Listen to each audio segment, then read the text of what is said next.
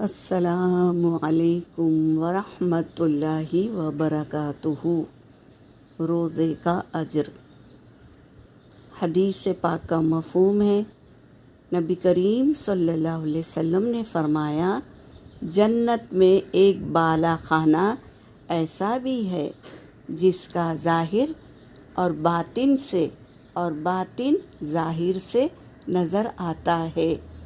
یہ اللہ کا اس شخص کے لیے تیار کیا ہے جو لوگوں کو کھانا کھلائے، نرمی سے بات کرے، تسلسل کے ساتھ روزے رکھے اور اس وقت نماز پڑھے جب لوگ سو رہے ہوں، یعنی تہجد کی نماز پڑھے، اور کھانا کھلائے اور نرمی سے بات کرے، پیار اور محبت کے ساتھ بات کرے، تو اللہ تبارک تعالیٰ اس شخص کے لیے جنت میں ایک بالا خانہ تیار کر رکھے ہیں جس کا ظاہر یعنی باہر، باطن اور اندر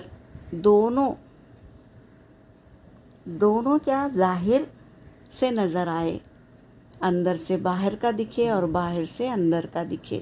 یہ اللہ تبارک تعالیٰ نے اس شخص کے لیے جنت میں بنائے رکھے ہیں بالا خانہ۔ سبحان اللہ۔